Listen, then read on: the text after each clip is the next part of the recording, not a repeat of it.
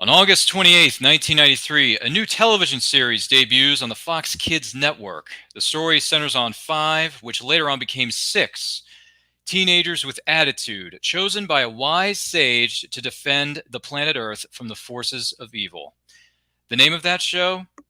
Mighty Morphin Power Rangers.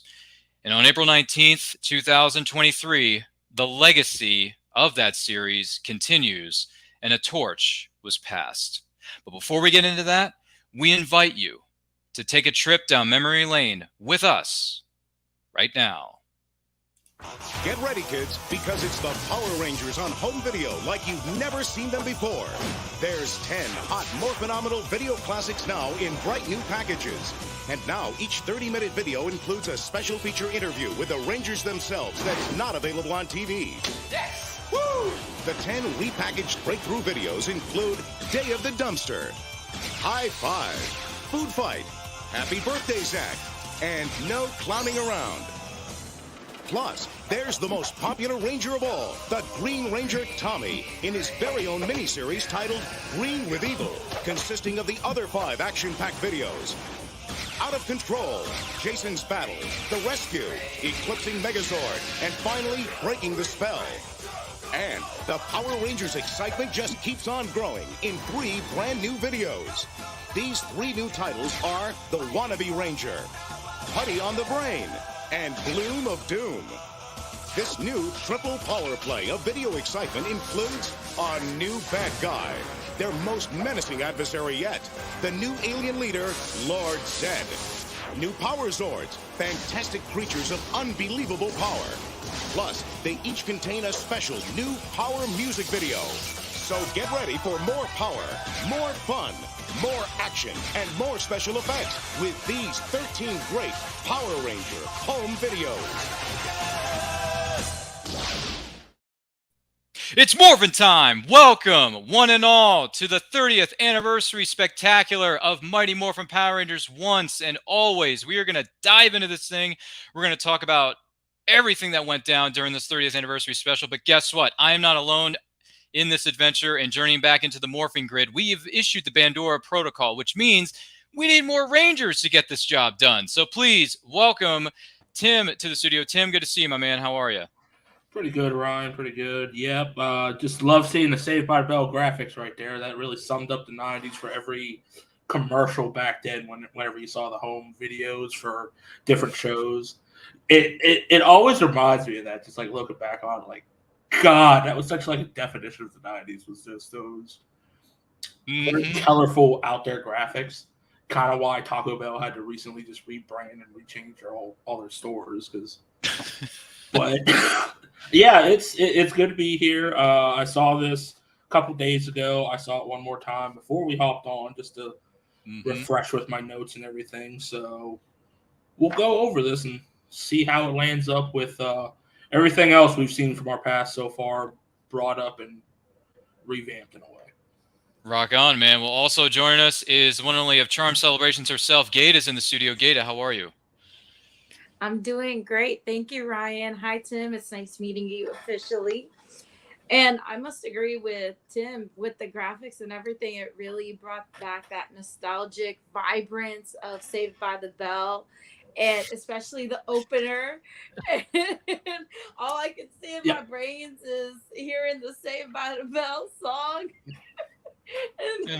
I see. You see Zach Morris come at the top of the stairs, do a little dance, and walk down to the camera with the broomstick. Big phones. Do you remember those humongous? The giant brick phones. Yeah.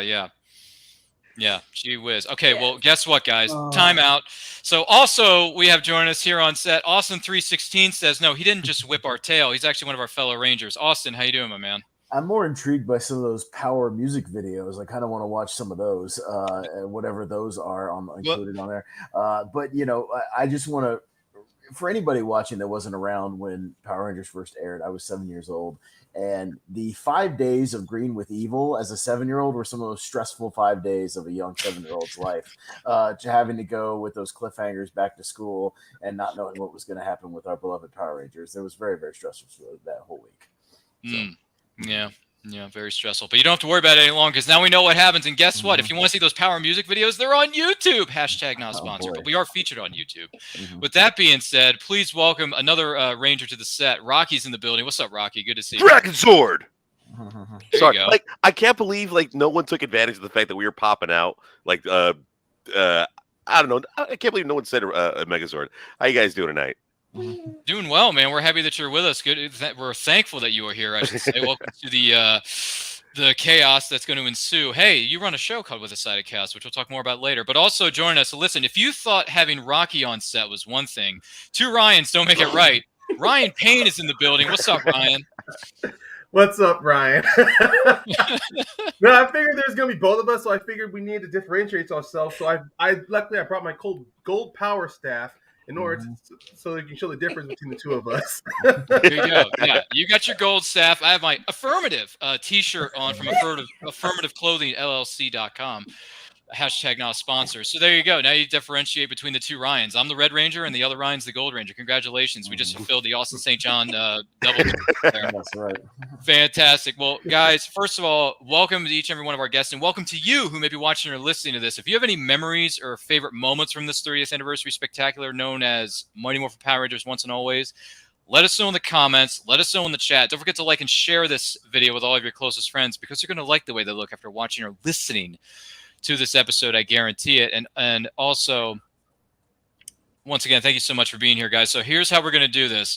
We're going to turn things over to our panelists. We're going to go one at a time. We're going to ask them some questions. We're going to have some fun with this thing. So let's roll with it. I could start since I'm the host and I'm the producer and I could call the shots, but no. I'm going to be a gentleman. So ladies first, Gata, positives that stood out for you from Once and Always. What do you think? What I would say really stood out for me was paying tribute to not just Trini's actress as her Charlie daughter. Kirsch, yeah. Yes. And Jason David Frank at the very end. And then honestly, what really stood out was the song that his daughter sang. Do you guys remember that song, Legends Never Die? They played that song at the very end of the as a tribute, if y'all paid close attention. I believe I did. Yeah. No, I was definitely hearing that towards the end, especially I think I can't remember during the credits scene if they played that again as well. But yeah, when they were doing the tributes, a lot was popping up there. Like there was so much for me to take in. But now that when you're bringing that up, I definitely remember hearing them playing that like right in the background, and it really was a nice touch. Definitely. And honestly, I can't say anything negative because growing up with the Power Rangers, to see the graphics from the 90s and to see the CGI that upgraded the graphics that made them look 1,000 times better than what it was, you could tell everyone was dressed up in costumes and everything like that. But now it's like you can easily CGI all more characters. That's true, 100%. So I have to come clean, ladies and gentlemen. You didn't watch the movie, did you? You haven't done your homework, have you? I have not. I've been. Oh my gosh! Been busy with podcasts. Are you even here? Well, here's the thing, guys. Here's the thing. That commercial at the very beginning, that clip that you played, Ryan, hit every chord of nostalgia with the '90s, with the graphics, the guitar music, But wait, there's more. For an extra shipping and handling, you'll get 16 more episodes. But here, call in the next 5 minutes. We'll give you the behind the scenes of 14 new episodes. It's like they to always be fair, carried into the 2000s for infomercials too. Oh my God. But I have been hearing a lot of positive reviews. I really haven't heard anything negative, and I'm sorry for just like taking the rails from Gata. So I'm gonna be quiet. No, you're good. Yeah, not only are you going to be quiet, you're suspended for 6 weeks because you didn't even do your freaking homework, man. You didn't even watch the movie. It was only 50 minutes long. 55. Well, if you count the credits, it was 55, I was gonna say, Tim, but yeah. Rocky, But- it's all good. We're No, all it's not Power good, but Ranger whatever. We'll fans. keep him on anyway. Rocky, Okay, I got okay. a full rundown when it's my turn. See, he's got a look at Tim. He's got a freaking notebook, bro. Well, I mean, Austin St. John wasn't in the special, so it makes sense that Rocky didn't see it. So- both so Red how- Rangers didn't participate. How about this? Let's play a game. All I'm right. just kidding. Let's play a little game. What's up? I don't want to watch the film. Yeah. Why don't you guys convince me on why I should see this new Power Rangers Once and Forever special? Once and Do you always, like yeah. the Once and original? always. Do you like the original seasons of Power Rangers? Yes or no? Of course. Then you should- But it's up an until epilogue. Turbo. It's an epilogue to the first basically 2 seasons, so you should watch it.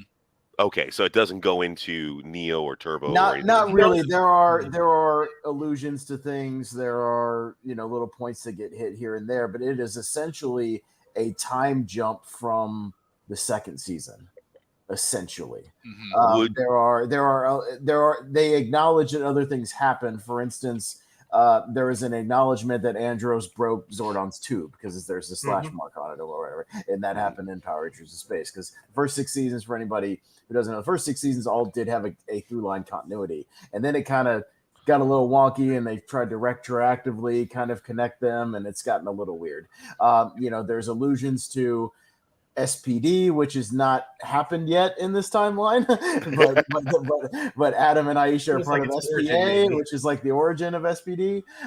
So like there's things with that, but it's essentially if you have just seen the original couple of seasons with the primary crew up into like Aisha, Rocky, things like that, that kind of crew, you're fine. And you can jump into that, with you get enough information outside of that too. By the way, you don't need to know the inner workings of Time Force or Lightspeed Rescue or any of that. You don't need to know that to go into the show if you just like the original stuff. I tell you what, real quick though, before we turn things over real quick to Rocky and then back over to Gata because Gata was speaking. Before that, Wanda Santana Polanco is here. She says, "I love the tribute to Trini and at the end for Tommy as well. Also love that Rocky was my favorite in this particular special, and also that Billy and Zach actually came back for this." Mm-hmm. So that's what spoke out. That's what spoke to her. And then Derpy Entertainment chimes in. Quantum Continuum supposedly was a continuation of this that was written by David Yost, or Billy would show up in the Cosmic Fury season of Power Rangers. Oh, that's interesting. And then Derpy goes on to say, "Hey, Austin knows what he's talking about. You did your homework." Well, I didn't do. I watched this special, but I'm also just a pretty big Power Ranger fan, and like I haven't watched every single season of Power Rangers. There's a few. That's a lot of seasons. And I started a few like Overdrive or RPM, and I jumped off because they're just some of them are just too kidified. Like they're really, really, really silly. Like really made for like 6-year-olds. But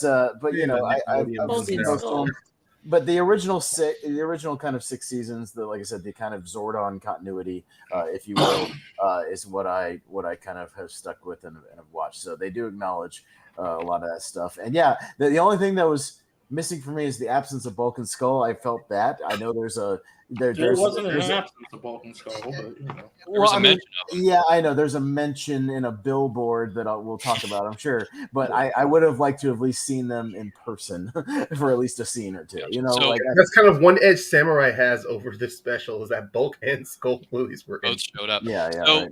with that being said, Rocky, have we sold you on this movie that you should have watched before this particular broadcast?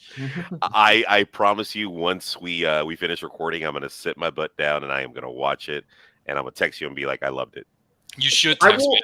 I want to hear every single one of your thoughts, man.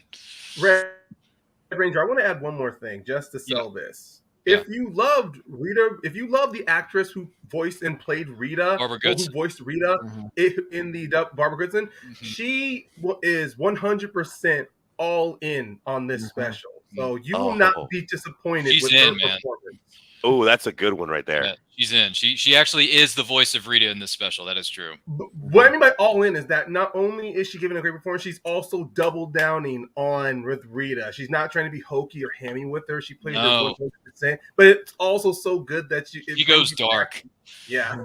Ooh. She actually goes real dark in this particular movie. With that being said, Gata, any other positives for you that stood out that you want to discuss before we turn things over to our fellow Rangers?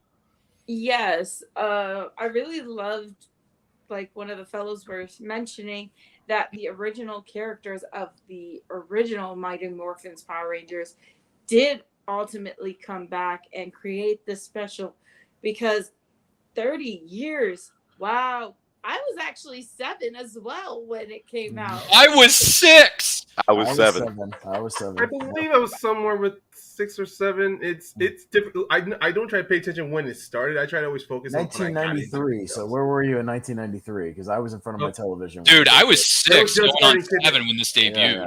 Yeah. I was just starting kindergarten, so yeah, I think. Yay, kindergarten! I remember those Yay! years.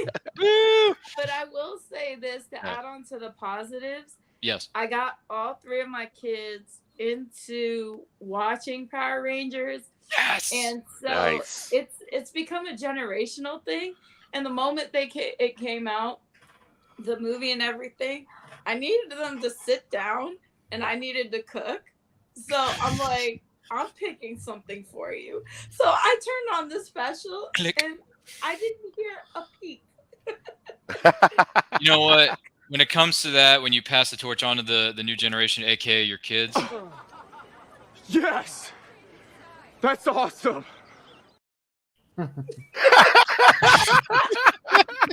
the timing be? I get the sentiment, Ryan, but there's so much you don't want to pass on to your kids in that clip. no, not that, but like, you know what I'm talking about. I get the sentiment. Anyway, Bad clip. not the context of that scene, but whatever. That's not the point. That was awesome. That was awesome because I have clips on set that I can actually play now, which is great, by the way. Yeah, that's wonderful, and I'm glad your kids enjoyed the heck out of it because that makes all of us here as a fan since the beginning. You know, that makes us happy. Of course. And one last thing, there was this one scene that they brought back after. I'm not going to ruin it for Rocky because no, please ruin it. Please ruin it by all means. Okay, so in spoilers. Spoilers, they saved the day. When basically Trini's daughter got her wind knocked out of her, they brought all these old memories of Trini, and then she transformed into the Yellow Ranger. I thought that was phenomenal. It became a generation. More phenomenal. Yes. So those were my positives. Yay, that's fantastic. Well, like I said, if you enjoyed this thing or if you have something that stood out to you that maybe didn't work out as well, let us know in the comments. Let us know in the chat. And don't forget to like and share this with all your closest friends. Tons of people are chiming in here. So before I turn things over to our next Ranger, let's see here. Wanda says, I was 13 when the series started in the year of 1993. Wow, you were a teenager with attitude. Good for you, Wanda. And then Daisy LT83, I have a pretty good idea. That's my friend Laura. Laura says, I especially like the redemption of the character known as Rocky. He's the one Red Ranger that everyone kind of dumps on, but he was actually important in this special. That's really? True. He really was. He plays a bigger role in this than he has in the past. Rocky and Kat, they do get more larger, like they're more involved in the much bigger story. roles. No, Yeah. Rocky gets more dumped on for being a dumbass in the opening of Turbo Power Rangers movie. He redeemed himself in the special with that rotating kick. Right. No, I think that's why he gets dumped on for just being a dum in the opening of that movie and getting knocked out for the entire movie. That's more than anything. I'm just saying. I'm just saying. And by the way, what was it? Daisy LT83 goes on to say, I wish that Adam and Aisha were able to actually be in it more. Adam is my favorite Ranger personally, but I was happy with the group that they were able to bring back for this special. All right. There you go. Fair enough. And once again, if anyone has any thoughts, chime in the chat, chime in the comments. Love to hear from you. With that being said, he showed up late. I don't know why, but anyway, we'll turn things over to the other dude. So Gold Ranger, Ryan, I'm just curious, any positives that stood out for you during the course of this special known as Once and Always? Well, I'm not going to address myself being late because of one thing I know, I'm consistently having internet issues, and that's all it is. But one thing the things I loved about this special was they really did a good job on really bringing you just invested into it. Like the moment it opens up with the Power Rangers fighting a robotic Rita, that was amazing. And just as he talked about internet issues. Oh man! Speaking of internet issues, you're trapped in the warp zone, Ryan. I think you're back now, but we can't hear you. Try it again. Yeah. Did he just say robotic Rita? Yeah, well, that's because it's Robo Rita in Robo this Rita. special. Is Yeah. Ryan? You know what? He's having internet issues. Are you back, Ryan? Are you back? See, I bring him back on, and he freezes again. You know what, Ryan? You need to go back into the morphing grid, man. This is just. Wait, hold on. Is he back? I Hold send on. positive vibes. Positive vibes. He keeps freezing.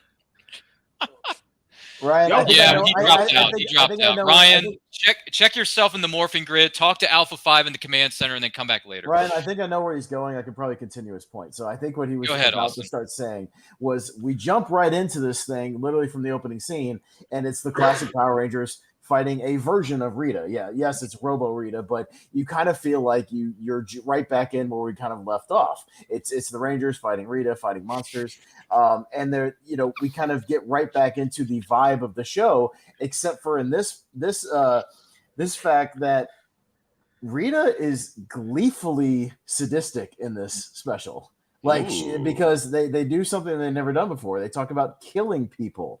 I'm going to kill you. I killed you. And when we literally open with the death of Trini, and it's pretty intense. Like it's a stake that we haven't had, I don't think, in a long time in Power Rangers, maybe since Countdown to Destruction or since Green with Evil or something, where we felt a dire situation, or we've never seen any of these characters having to grieve the loss of a one of their crew, not just being depowered or something, but actually dying. And it's really interesting. Well, yeah, I think this is the first actual death we're dealing with, if you don't count Kendrick's, because it was redone at the end. Mm-hmm. What about Alex in Time Force? He gets killed. That was also redone too. Well, it was redone. They never stayed dead. Trini is dead. Mm-hmm. Yeah.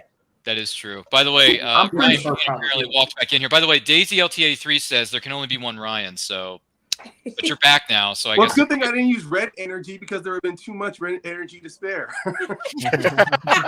So, Ryan, before you were rudely interrupted by Robo Rita sucking you into another iteration of the morphing grid that's not as pleasant as this one. No. You were saying something about how you enjoyed the character of Robo Rita and her portrayal in this special?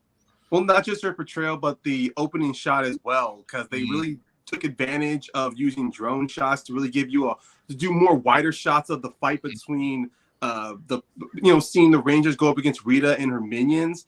And another thing I love that they bringing back the putties, and those putties in the special, they were a lot more dangerous than the ones in the show, because I was seeing putties just throwing civilians off heights. Like they were really slamming people to the ground. So it was really telling you that this Rita was not the same Rita from the show. So I did like they were giving these putties not just Rita, but the putties are more of a more brutal and darker edge to them. At least to keep it still grounded in PG, but still a little more brutal. I have a quick question for you guys. Yeah. Oh, apparently Rocky has another question, even though he still needs to be sold on this flipping movie. But yeah, go ahead, Rocky. No, I'm sold. I'm gonna watch it 100%. Now, my thing is, I have a question for everybody about this film. Does this take place in Angel Grove? Yeah. Yes. Still Angel Grove. Still the same time. Well, not the same time, but it's years later. But it's still Angel Grove, and yes, the youth center makes an appearance. And now I just want you guys to entertain this question real quick. How is it that every time downtown Angel Grove will get destroyed by the Megazord and the monsters and the putties running destruction, who the heck rebuilt Angel Grove so quickly? How are these companies being able to build their that was never a problem, because once they attacked, they jumped over to Japan, rural Japan, and we started fighting over there. So that was never a problem about it. It was their problem at that point. It was somebody else's problem. No, I think how they rebuilt it was it's called suspension of disbelief. Okay. And it's called TV magic. No, Zordon was secretly into real estate. That's why he was into real estate. I'm gonna need you to get a lot of freaking real estate, architecture, reconstruction, and financing. Something like that. Alpha pretty much set up an insurance company. That would just pay for the repairs. Honestly, in this iteration of Angel Grove, maybe Cranston Tech helps with rebuilding Angel Grove. I mean, Billy is a tech guy, and he can help things get rebuilt. Yeah, he did take over Tony Stark this time. And he has a hovering car. He has the Yeah. rad What's bug Bug? comes back, Part two. Rocky. The rad bug comes Yes. back. No. The car Yeah. does. Remember that magic car that could Yeah, fly? yeah. And it is in the tradition of the original Rad Bug. It is of the Volkswagen family. So It's Nice. Volkswagen. Yes, Yeah. it is, yeah. Hey, Happy Gilmore, what happened to you? Volkswagen. That was a line from an old movie from the 90s. But by the way, Daisy LT83 says the cinematography in this special was amazing. She agrees with that. Okay, and then also goes on to say, they always attacked in the warehouse district, those bloody patrollers. It always seems to be a Or warehouse. down at the docks so that the Dragon Zord could conveniently come out of the water right there. Huh? Yeah. Oh Yeah. my god! Just You play the just, magic you flute, just why brought don't back you? so Right. much nostalgia right there. Oh yeah, if there's one thing that this movie covered, it's nostalgia times 1,000. That is for Yes. sure. So we've heard Gaeta's positivity about this. We've heard, well, sort of, kind of Ryan Payne's positivity, even though he cut out halfway through his spiel. Ryan Payne, any other positive comments about Once and Always before I turn things over to the next Ranger? Well, I mean, I did hear when I came back in, Austin was talking about the Rangers having to grieve, and I did enjoy that aspect of the story, especially seeing Billy and Zach really argue on just the weight of wanting to reveal Trini's life as a Ranger to her daughter. Mm-hmm. And I do like that it both affects them when you do the year when it skips forward. Like you do see how Zach, he changed his life to raise men, and Billy becomes even more protective as someone with Cranston Tech. You know, I like that. Not only did the death happen, but it's used very well as a good change for character growth for both of them, and we do see with their daughter Min. Fair enough. Good stuff. All right, you didn't let the internet stop you. No. Fantastic. With that being Don't said, jinx it. yeah, go internet. Positive vibes only, Gaeta. So with that being said, I don't think so, Tim. So Tim, the Tool Man Taylor, I'm just curious. Any positive thoughts about Once and Always for you? See, I approach these as, I think, different. I understand everybody's points of what they liked with it. Mm-hmm. I've always looked at anything that I've followed, anything that I liked, any certain properties that I've enjoyed. Ryan, we've had plenty of conversations with what I like. We know I go really depth and deep into it, and it's really hard to do that with Power Rangers because it is essentially for kids. That's the general we go at it audience is the kids, and it's weird looking back into it after 30 years. Actually, 30 years, you could tell it's been 30 years for some of these guys. Where I do like Zach at least took care of himself after all this time, but vampire. I think it's being a congressman. It's something freaky in Washington. I don't know. Yeah, right. But it's nice seeing Billy and Zach and, you know, some of the extra Rangers we've got with Rocky, with Cat. You know, it's nice. It's nice seeing them. I wish we could have got most of the original ones back as we could, but you know, with what we got, it was a nice little special. It was a nice little passing on with Trini's daughter, with Min. It's really nice with her seeing that introduction. I think maybe the little angstiness of it was too angsty, but it was a good overall around arc with her character, of her, you know, angsty teen understanding what it really is to be a hero with the speech Zach gives her, nice heartfelt speech. And, you know, it was nice seeing the story. Yes, I have my picks of it, but it was a nice little story, nice, easy to follow. You weren't scratching your head going, okay, why is this happening? What's going on with this? Because Power Rangers can take science, logic, and reason just for the heck of it and give them a wet willy. And there were some moments in that, like with the whole, yes, we get the Rad Bug too, and it was nice seeing, because I'm a car guy, it was nice seeing another Volkswagen, or a newer Volkswagen. But okay, they cannot move like that, folks. I'm just breaking that down right now. I've driven them; they cannot move like that. But it was good seeing it.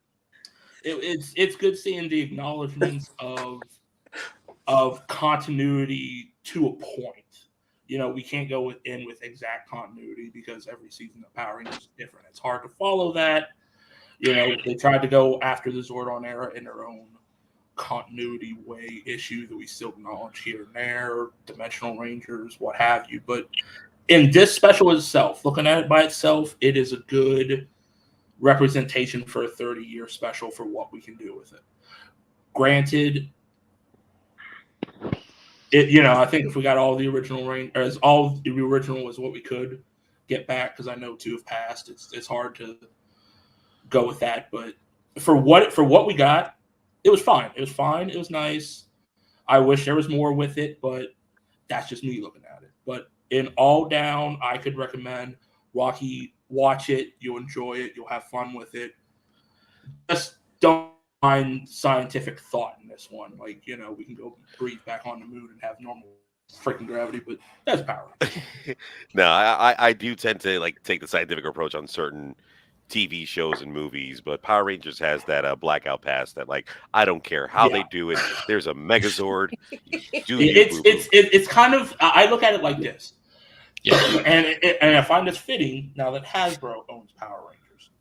Is I've always enjoyed the Transformers movies. I know a lot of people hate them. 4 and 5 are garbage. I enjoy them for the fact I shut my brain off and just watch just watch it for the entertainment. That's how I am with Power Rangers, because it is essentially a children's show. It's drawing towards the children. They're not thinking much into, we're starting here, we're going to see this and as come up as a 5th season problem, like we would watching shows nowadays. Yeah. And good. And I think with this, it's a fine special for what we got. And for me, it was fine. It was. Now it's cool because these last few years, Hollywood has given us a lot of nostalgia and just recently, a lot of reboots. Yeah. A lot of reboots, and just recently, we saw the release of Super Mario Brothers, which I feel hit tenfold across with nostalgia feelings. Now, in regards to apples to oranges, do you feel that the Ranger film hit more nostalgia than what Mario did to an even larger cult following?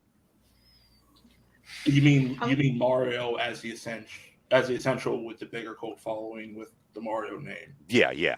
Okay. As I look onto it, yes, there was a lot of fan service, but I have a feeling. Here's the thing, though. I have a feeling with the story and with Power Rangers as it is, this was, if you think back now, if you look at a 93 for the first 3 seasons of Power Rangers, and you see the structure of what one of those episodes would be, it's the same structure with this. You get the same type of language, the same type of humor. It's what you would expect. It's not nostalgia as, oh, look, it's the Blue Ranger. It's more, hey, there's story to it. Not like, oh, look, there's Walter Jones, kids.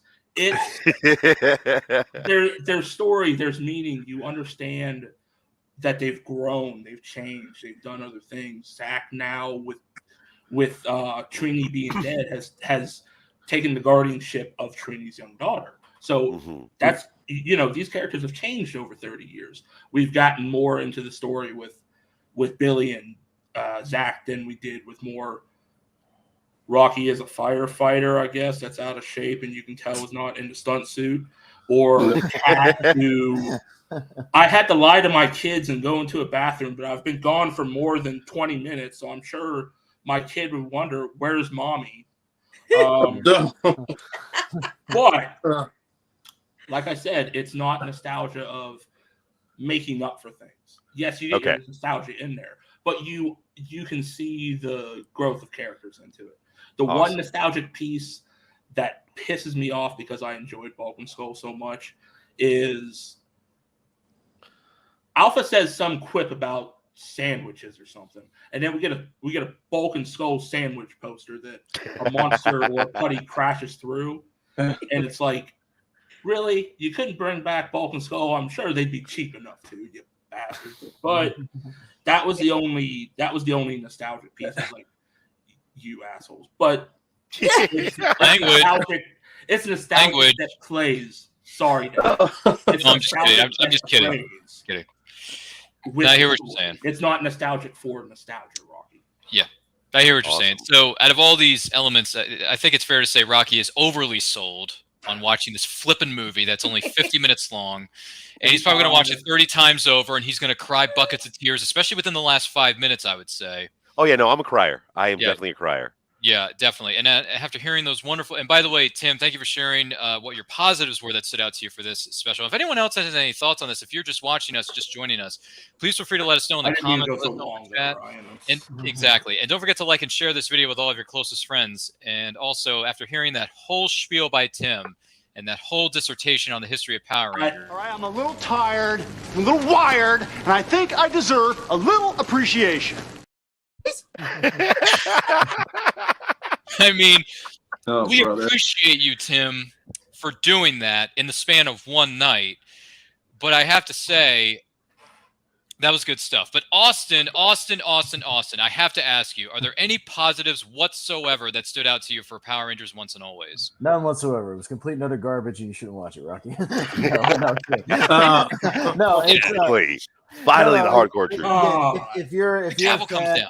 I think this was definitely made for the fans of the show who did actually grow up and watch the show. I unlike the Mario Brothers movie, just on to what Tim was saying, I think that's where you can go into that movie having maybe played the game once or twice here and there, and you can still get a lot of the references. This one was actually made for the people who did watch these shows. There are a lot of little references where they're having the conversation at the juice bar, and she's talking about, hey, I remember, your mom helped me get over or I helped your mom get over her fear of heights. That's a very specific episode from the original season.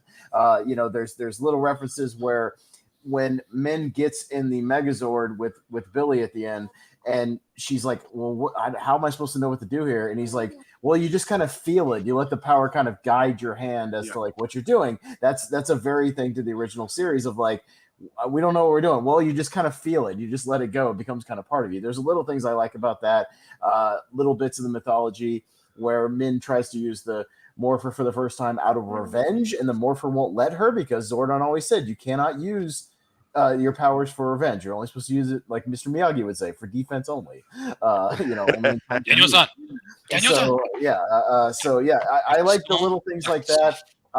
May I say, at least for the Bulk and Skull thing, where they are right now, according to the Billboard, makes a lot of sense, actually, continuity-wise. Because if anybody remembers who watched the first season, there was an episode where everybody in the classroom had to display their talents. It was like a mini talent show. And Bulk and Skull's talent was making the Bulk Witch in front of everybody.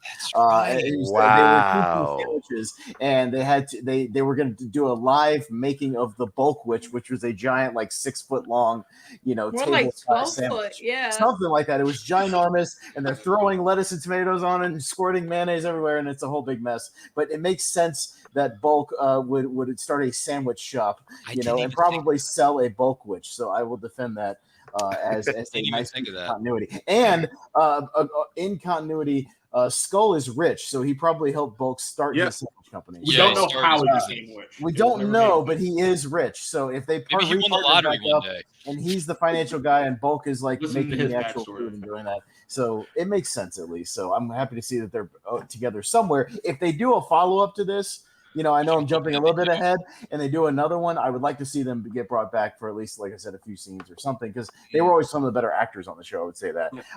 It was nice to just see, Zach and Billy being in the leadership roles, because I think if the other Rangers had been available, I think it still would have reverted back to Jason David Frank or Austin St. John kind of taking the lead, as they usually do in the reunion specials. So it was nice to see David Yost, and I know he kind of wrote the episode, so I get why he's kind of the leader, but at the same time, we haven't really seen him in a leadership role since Zeo, when he was kind of at the command center without the powers, kind of leading them from behind the scenes. You know what I mean? Being the strategist. Yeah, he's always kind of been a strategist, so that makes sense. And Zach kind of being the heart of the group, kind of in this scenario. He's not as smart as Billy, but he kind of he's the moral center of the group. Trying to give the advice there. So a lot of the things just made sense with the time jump. The characters felt the same. Things like that. My own, I guess we'll get into negatives in a minute. I have one or two little nitpicks, but we'll get into that in a minute, I guess. But those are my main positives. It felt like a nice continuation. It did not feel like a betrayal of any of the characters or anything like that. So I liked it in that aspect. And I see that we have a cute kid alert on camera 3. Hi, cute kid. Good to see you. Welcome to the show. Hello. Oh, yeah. I was just asking Didn't her. want to be called I out. was going to say, welcome Junior Rangers to the set. Actually, I was just asking her that, and she's not a fan of the Power Rangers. So the movie. And why is she on set then? Hey, No, I'm kidding. it's all right. Why aren't you a fan of the Power Rangers? Yeah, why don't you like him, Superstar? The first time I watched it, I was like, okay, it's good. But my brothers made me watch it 5 times. So repetition destroys That's the problem. Yeah. They should not let you rewatch it. They should Overexposure. See, that can be a problem. Overexposure can be a problem. I will say that.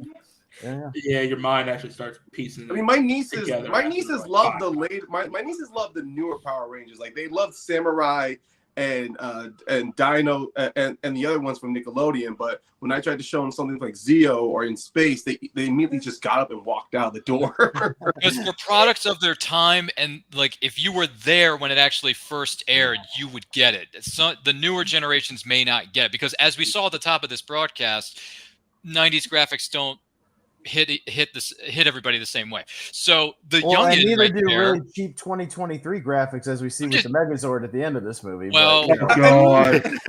Yeah, I'm just saying. I'm just saying that before you really things, drop the hammer down. Yeah, but certain things are products of their time, and some things they may not have aged well. They just don't hit the newer generations as much as they did the generations that grew up with that property, and that's okay. Listen, some things work, some things don't.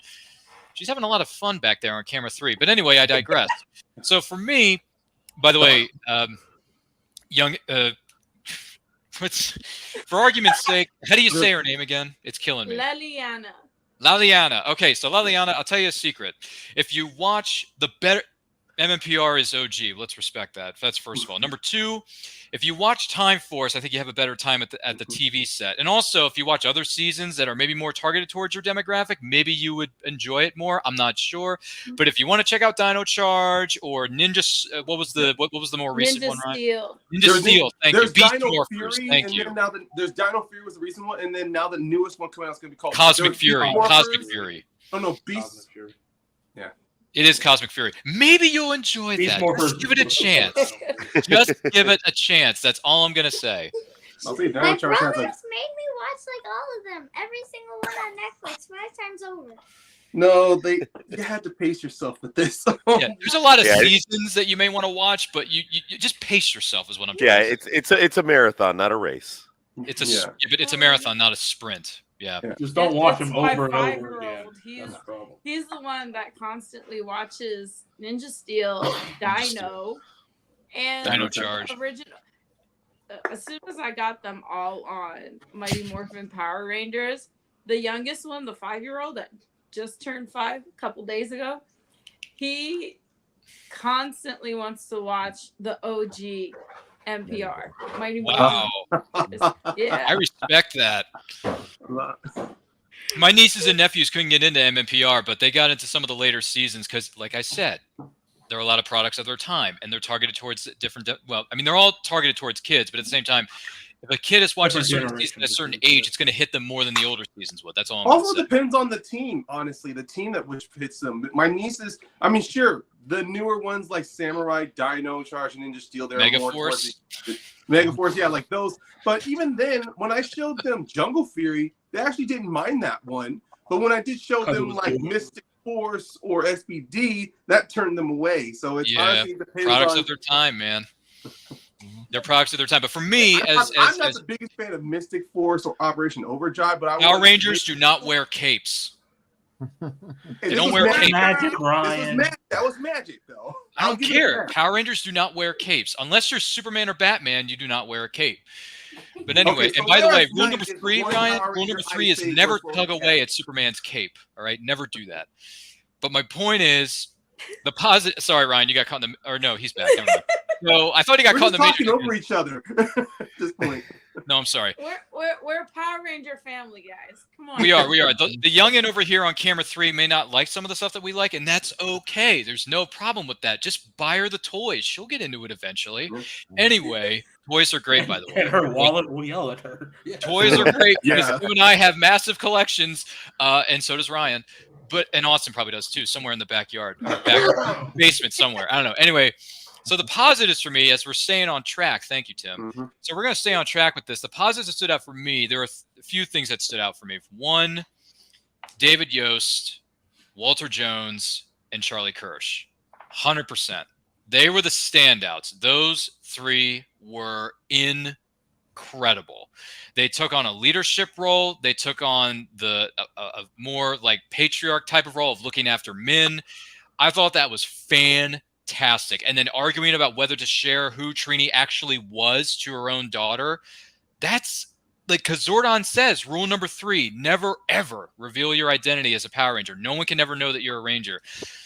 Which is sad because he didn't know that Tommy revealed his identity to his brother. But we never saw his brother ever again. I was going to say, we never saw the brother in the desert ever again. So I'm just saying. But anyway, that's neither here nor there.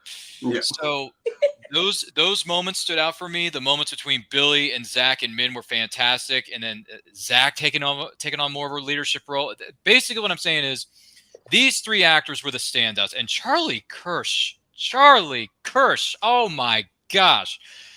Phenomenal job as Min. Phenomenal job in the fight sequences because that was all her. She is an accomplished martial artist. She has a martial arts background. She's only 16 years old. 16 years old. Wow.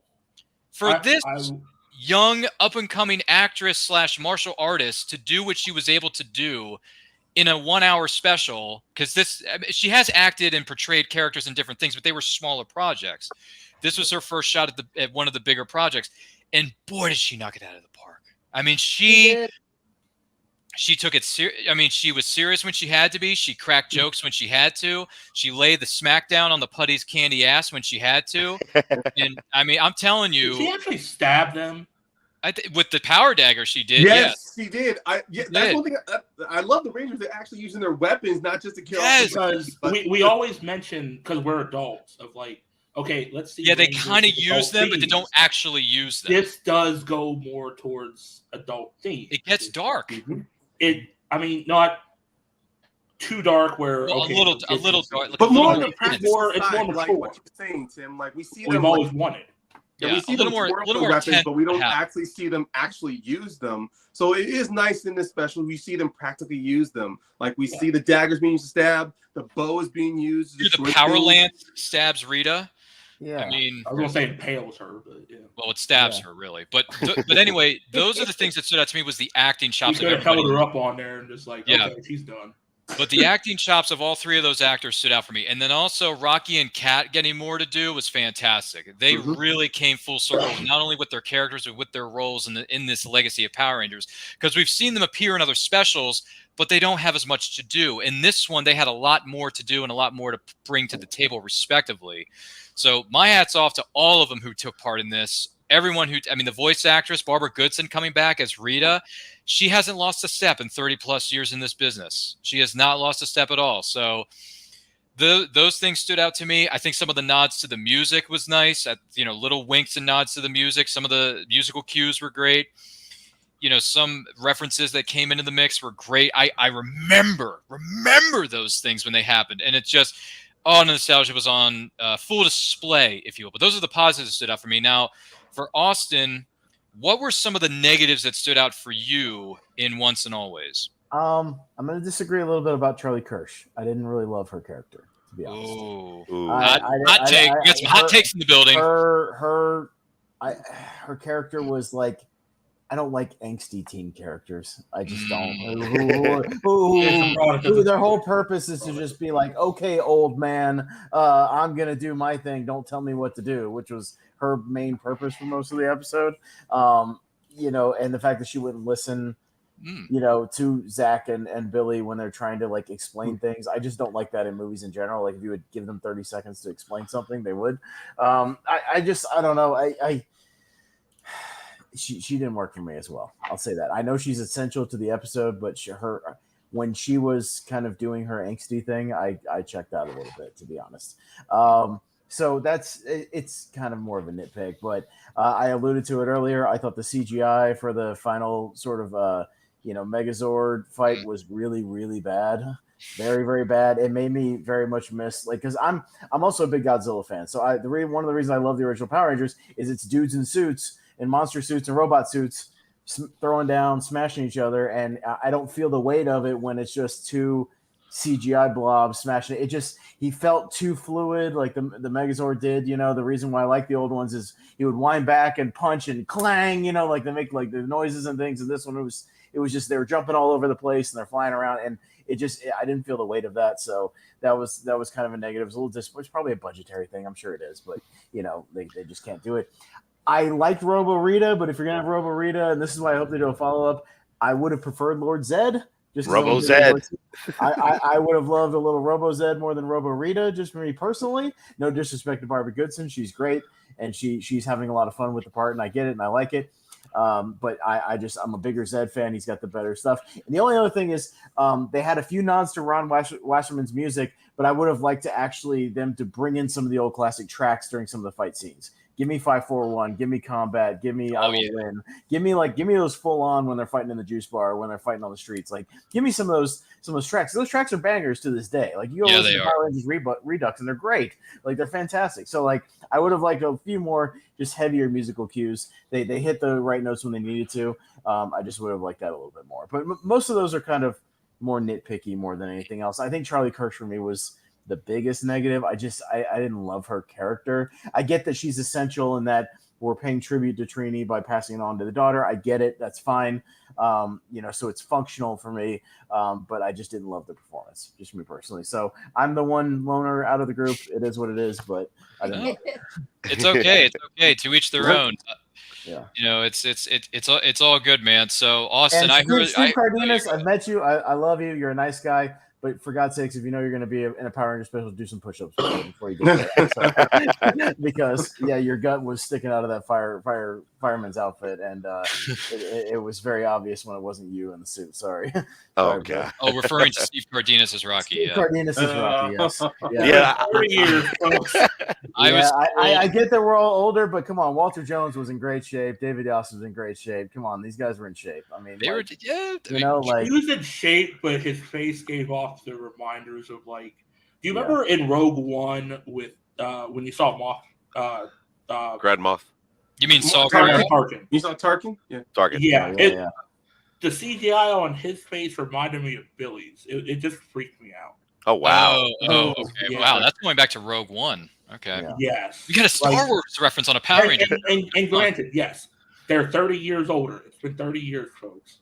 Not everyone can be Walter Jones and just be useful all their lives. Right. But Walter Jones. One thing about Walter Jones has been 21s for 30 years. I get that the dialogue's corny and stuff, but when he like literally is about to fight the putties and he literally says, "All right, guys, let me introduce you to hip hop keto," it's like, yeah, we know you're doing hip hop keto. Like, just do it. I actually Just do appreciate it. You don't need to be overt member berries. Like, I know what your style is. I get it. You do the hip hop keto. You don't need to say that out loud. Like, apparently Wanda's laughing with something. I'm not sure if she's laughing at what Austin is saying or is she laughing at something else. And by the way, Daisy LT83 says Austin St. John, who portrayed Jason the original Red Ranger, he liked the Mystic Force capes. Okay, I didn't know that. Even the Yellow Ranger Chip in the show mentioned how much he loved the cape. Okay, fine, we get it. People like capes. I don't want capes on my Power Rangers. Hashtag not my Power Rangers, but whatever, that's fine. Austin, any other? Because I heard you have a prior engagement coming up here, not too long from now. So, any final remarks, and where can people follow you, Austin, on social media? No, overall, again, I very much enjoyed it as a Power Ranger fan. Again, I felt it was a nice love letter for people who genuinely enjoy the show, who enjoy maybe just the old school aspect of it, and they weren't trying to let's connect the dots to every show ever like they do in some of the reunion specials, and try to retroactively connect everything. And it's like, it doesn't have to be like, you can have these extra adventures off in other galaxies and other dimensions, whatever, that's fine. But yeah, let's just do a really simple kind of celebration of what made Power Rangers great. Let's up the stakes a little bit. Let's put them on the defensive, and I liked it. It's all them coming together. So any nitpicks I had were exactly that. They were just little nitpicks. I thought it was a great special overall, and it was a nice little, like I said, kind of an epilogue to the series. So, but anyways, having said that, you can find me over on the Movie Hero Network. We do tournament fights, tier ranker fights, podcast league now, Lonely Marks Wrestling Podcast, all kinds of great stuff over on the Movie Hero Network. Please, we'd love a chance to earn your subscription over there, and come check us out. We have some great content over there. So, but thank you very much for having me back, Ryan. I appreciate being on Nerd Culture with you guys always. Thank you so much.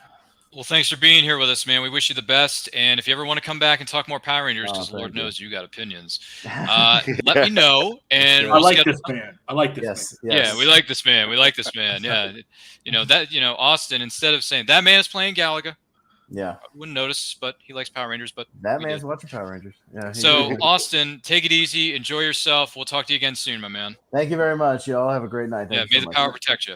All right. So real quick, I as I'm watching you guys and I'm hearing your guys' opinions on this movie, I actually have it playing on the side of the computer with the caption. Now, as I'm watching this, it is hitting nostalgia here or there, and the first fight pretty intense.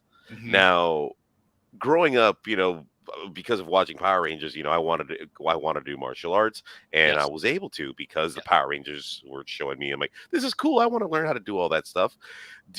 How do you feel about the fight choreography in this film? Man, I feel like we're on the set of like Hollywood Access or Access Hollywood and Siskel and Ebert and Rocky's like diving into all the heavy stuff of this movie or series. Power Rangers majority is mostly fighting, so I mean, I honestly should have brought a notebook for this. Like I should have studied for this quiz because Rocky, I didn't know you were going to throw us under the. I mean, Tim did, but yeah. But anyway, how does the choreography hold up? I mean, I think the choreo, like I said, I think the movie for me on the positives because I didn't want to stay focused here on what the negatives are. If any stood out for each individual panelist. I thought the fights were good. I mean, they were what they had to be. It was the right amount of nostalgia, but they also got a little bit more serious with the fighting in terms of using their power weapons to actually stab people. And no, there was no blood spatter in the course of this episode. But in other words, I'm trying to say no women, children, or robots were harmed during the course of this episode. Hence the reason Gata's children are able to actually watch this movie. So but I will say it is nice to actually see in this choreography that was gotten better with age. That of the punching you can see the actual go through of the follow through. Yes, through, you can see the follow through, the contact, and it actually feels more. There is like a fight instead of choreographer. Or he's right. Instead of acting, you know what I mean? Yeah. No, I understand what you mean, and I do know what Tim means about that. That's one thing I enjoyed about this was we are seeing more of a constant shot we see with the choreographers. Not like in the past shows, even though they're like dug from Sentai, you do see every now and then like it's mostly like it'll do acrobatics, a couple of callus explosions. It was way too much acrobatics back then. I mean, even when go ahead.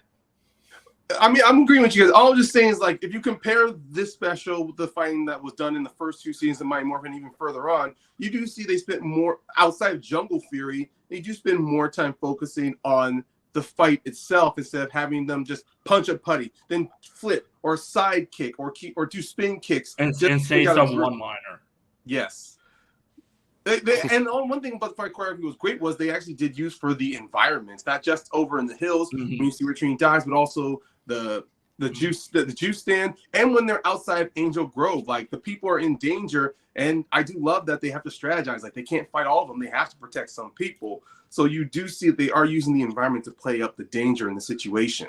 Mm-hmm. And once again, for those of you who just joined us, we are talking about the 30th anniversary spectacular Mighty Morphin Power Rangers Once and Always that dropped on Netflix this week here in April of 2023. If you're just joining us, welcome. Thank you for being here. Don't forget to like and share this video with all of your closest friends. If you have any thoughts about this, positive, negative, or otherwise, anything in between, or what do you hope to see from Power Rangers moving forward, let us know in the comments. Let us know in the chat. We'd be happy to hear from you. Also, I want to thank our panelists for being here. And Wanda was referring to, I was laughing about what he said about Steve Cardenas with my laughing emojis from earlier. That's what Wanda was saying. Okay, Wanda. Well, we will pass that on to Austin. Tim, if you want to DM him that. No, I'm just kidding. But I will. I'll take care of it later.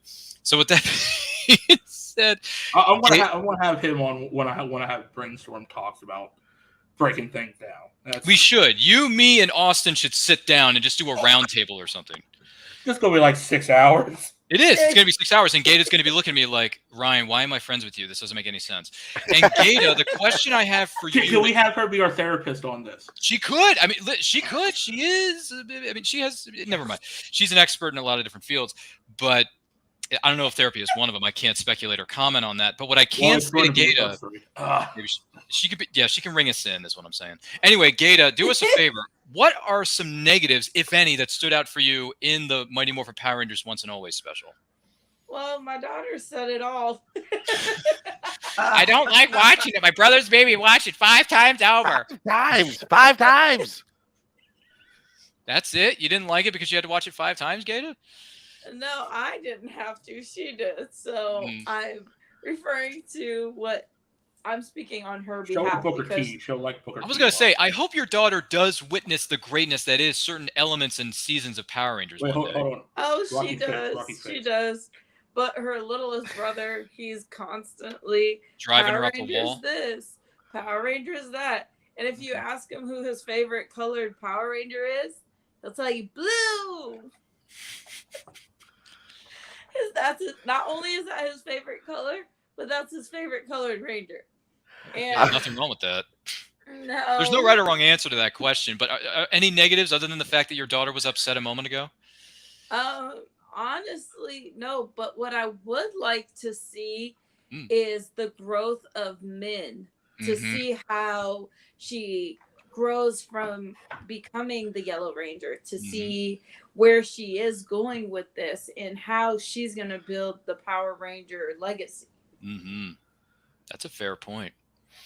All right. Didn't really answer the question. You kind of jumped ahead to, hey, what do you hope to see for later? And you jumped ahead, so thanks a lot. Well, I don't have any negatives. It's okay. It's all right. By the way, Wanda chimes in. She says, I have watched this special 7 times already. Laughing out loud. Nice. There's a lot of people who have watched it over and over and over. And by the way, if you have watched it 7 more times than hey, she's watched it 5 more times than than me. I have. 7 more times than me. Rocky's watching it as he's on set with us right now, which is ironic. And I right what now, that face was, that face that you had when Gato was talking. That I wonder what scene that was. So right now, I am at the scene where they crash through the Vulcan skull sandwich sign, and I'm reading this. I'm reading this right here. This is so clever. Use your skull, buy in bulk.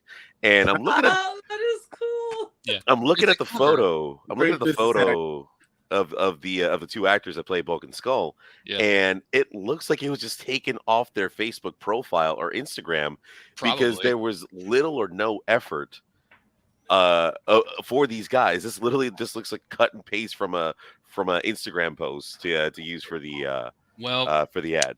Well, the Power Rangers that are filmed in New Zealand, it is a non-union show, so they don't have as big a budget as other movies and TV series do.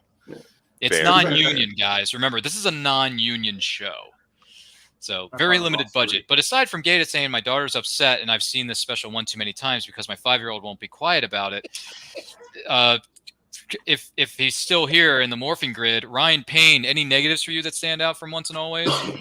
Not as much as I thought there was going to be. I wasn't going into the special expecting to find some negatives.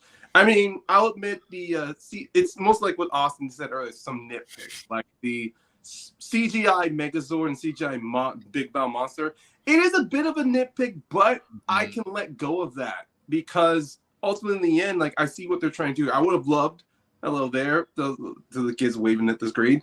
I would have loved to have seen more Rangers maybe show up, or at least have some more when Billy's at the command center at Cranston Tech communicating. I would have loved to have seen maybe just like he does with Adam and Aisha. I would have loved to have seen other Rangers he was communicating with.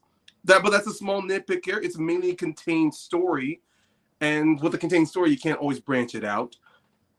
Another nitpick. I think one nitpick that was bothering me was would have loved to have seen Zed back, maybe, but honestly, if this was Rita, her evil influence back, why didn't she try to bring back Goldar, Finstar, honestly? Because Finstar was her guy to create the putties. So I'm like, how does she create them herself? But then, magic, so letting everything go.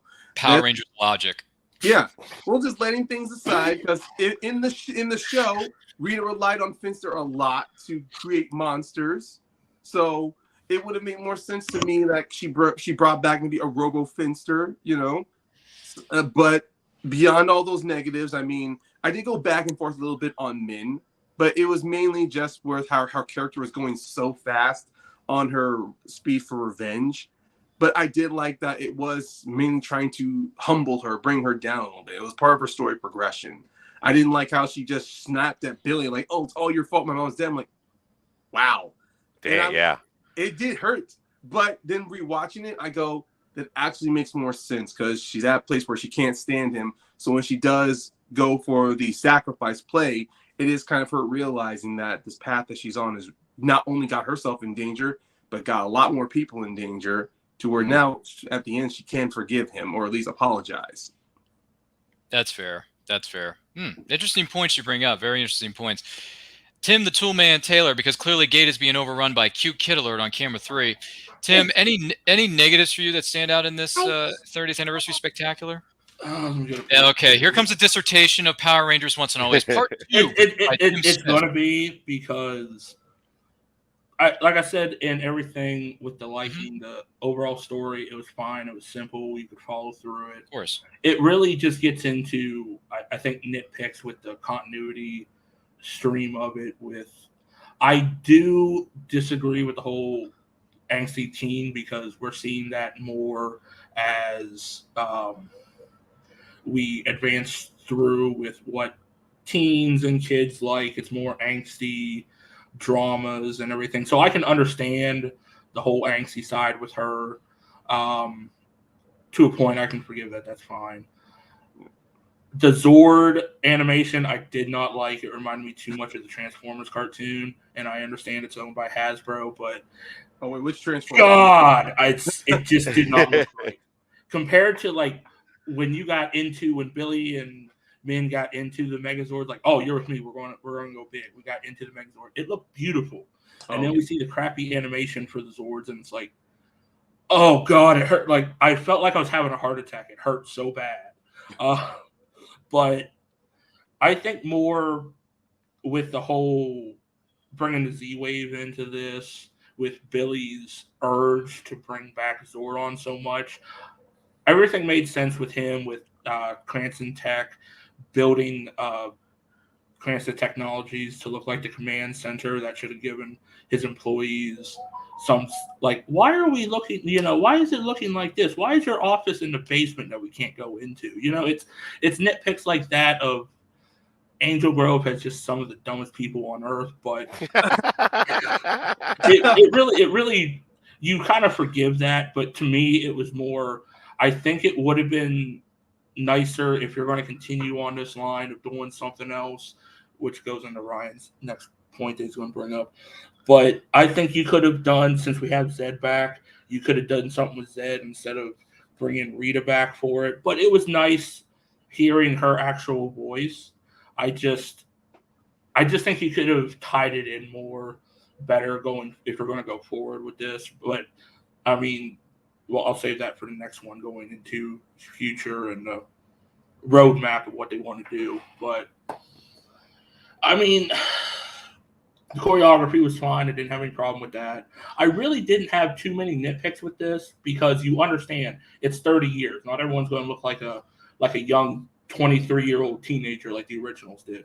But I didn't have too many nitpicks other than, like I said, the Zord animation. Maybe so much not an angsty teen, but you can understand her mom died. She find out she's a Power Ranger. She's pissed off. You can find this out. And it made sense for her to blame it on Billy, because Billy's the one that starts this. Billy brings her back. Billy causes the stuff to happen to Trini's mother, but it's not Billy's fault, because Trini has, throughout the years, she's always been protective of her friends. She always has been. But she's also been very protective more of Billy, because, let's face it, the original 5, it was Jason, Zach, and Trini were your beat sticks if you're looking at this like an RPG or something. They're your heavy hitters. Kim and Billy were kind of they had their aspects, but they were the more weaker fighters. They needed more protection. Kimberly with Zach and Billy a lot, and then Trini Zach and Jason more with Kim, and Trini more with Billy. So you understood the sacrifice play that Trini makes when she jumps in front of the Harry Potter spell that didn't kill Harry, killed Trini. And you understand that. And then you understand whenever Min jumps in front of that blast too, because she wants to save people. and she wants to save Billy because she's mad at Billy, but Billy's family, like with Zach and all of them, they're family to her. So not too many negatives, just nitpicks here and there, but not too many negatives. Well, yeah, I completely understand where you're coming from. I hear you on that. And some of the things that, for me, really the only negatives I had, and these are minor nitpicks, that would have been nice to see some of the other original Rangers there. Yeah, absolutely. But we've all been informed that a lot of the Rangers were invited to come back for this Anniversary Spectacular. They declined, but they had their reasons. They had their reasons for declining to come back, and that's okay. Everyone has their own reasons, and we should respect that. But what we did get, really the only would I have liked to have seen guys in suits beating the heck out of each other with the Megazord, kind of going to what Austin's point was. I hear what he's saying, but then again, I in the back of my mind, I'm thinking, this is a TV show on a very strict budget because it's in New Zealand. It's a non-union show. They have a very strict budget. They have a very strict way of doing things to a certain degree, even though a lot of the story was put together by David Yost and Walter Jones. They were heavily involved in producing and putting together this story. And that's a great thing for them to have more creative control, a little bit more creative input on where this story should go. And it passed into the torch with Min, a.k.a. Trini's daughter, which was handled very, very well, I might add. Once again, Charlie, who plays Min, was just more phenomenal, if you will. But those, I mean, really, I don't really have any negatives other than just minor nitpicks saying, oh yeah, it would have been nice to see XYZ come back, yes, or we could have gotten nods to this or nods to that. But you know what? That's being nitpicky. Yeah. That's being nitpicky. That's just my 2 cents on the matter. But with that being said, before I ask the question of the panel here, someone has a question for us in the chat, and I want to take a moment to acknowledge this. Laura. Laura says, any thoughts on there being another special where JJ takes over the Green Ranger powers from Tommy? Mm-hmm. It happens in the comics with Boom Comics, but I heard rumors that some fans actually want it to happen within the show's canon. Well, I think it depends on how old JJ is in the show canon, because if he takes over in the comics, they have that opportunity to make him older to leap forward in time. But seeing how Min in this JJ's still young. What? JJ's still young. He's probably like, isn't he like 10 or 12? 12, yeah. Because if you go back to we don't want no repeat of Justin, honestly. Yeah. No. And in the comics, he was older. He was in SPD, and it was a lot older and further in the future. Yeah. So it's kind of hard. You could time jump, but I have a better idea with his daughter. I mean, if you are doing SPD, then they did this one thing in SPD in the show where one of the Rangers befriends a kid with abilities, but then that kid returns from the future and he is a Power Ranger. Oh, so you can do something like that, but then it would definitely need to where if they do explore that option, that definitely has to involve like bringing in Time Force, in the at least in the continuity. It's kind of weird with their time.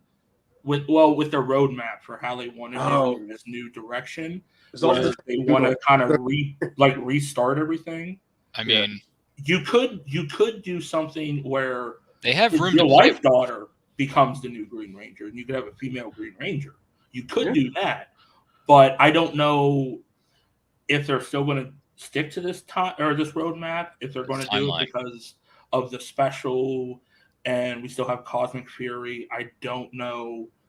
Anything could change financially. That's always a big problem with corporations too. Anything. But also regarding the whole ends of the show, they have established that Rangers have the ability to travel through different dimensions, especially since they have separated three separate. There's the regular dimension, which involves most seasons. There's a separate dimension involving RPM, and then there's another dimension with Dino Charge. Oh, Dino Charge, and another one with Beast Morphers. Oh, Beast Morphers is another one. Not gotten up with Beast Morphers yet. It's still good. It's weird to see in the suits. It's weird to me, but it's a pretty good story. And it ties in with RPM if you watch it. And I believe that's available to stream. I on how it ties in with RPM, actually. I was just going to say it ties in with RPM. I wasn't going to be like, how? Because no spoilers. I'm not going to tell you. I know where. I know, like, someone already told me where it ties in with the show. Oh, okay. Yeah. But it's still in a separate dimension, honestly. It's a separate topic. dimensions, bro. It's like the multiverse of madness. No, I'm just kidding. Well, it's not multiverse because that's a separate. That's a separate entity. Much better than multiverse than Multiverse of Madness did. Something like that. I don't know. But as far, that's a good question, by the way. Now, to answer Laura's question, I'd be okay if JJ takes over for his dad. I'd be totally cool with it because that's another way to honor the legacy of of Tommy, but also pay another tribute to JDF. It's like, hey, we wrote your character in with Kat. You're both still married. You're together, but they're not sure. Because actually, Catherine Sutherland brought this up during an interview after the special had already premiered. She said that her and Tommy are not together. They're together, but they're parenting JJ, but they're not co-parenting. Okay. They're co-parenting JJ. They have shared custody. They have shared custody. And I'm thinking to myself, well, you can still pay tribute if JJ takes over the mantle because that's another way of passing the torch, as they did brilliantly with Min, in my opinion. So, Laura, I'd be okay with it. Listen, there are certain things you can adapt from the Boom comics into canon. I would love for that to happen. I just feel really weird with time jump at that point of. But hey, Power Rangers has time travel before. But I mean, like I said, if you're going to do a restart, his actual daughter is an actual age that she could do. You mean Tommy's daughter? No, Jason David Frank's daughter. No, Jason David Frank's actual daughter. Oh, you mean Jenna? Yes. Oh, you Jenna. could bring her if you're going to do the full restart like they plan on. You could make her the Green Ranger, but female. You could do it that way. I'm okay with that. Tommy. I'm totally okay with that. If Jenna Frank takes on a bigger role in this franchise, like she's in the process of doing with Legend of the White Dragon coming out later this year as a tribute to her late father, which I'm looking forward to seeing that movie too.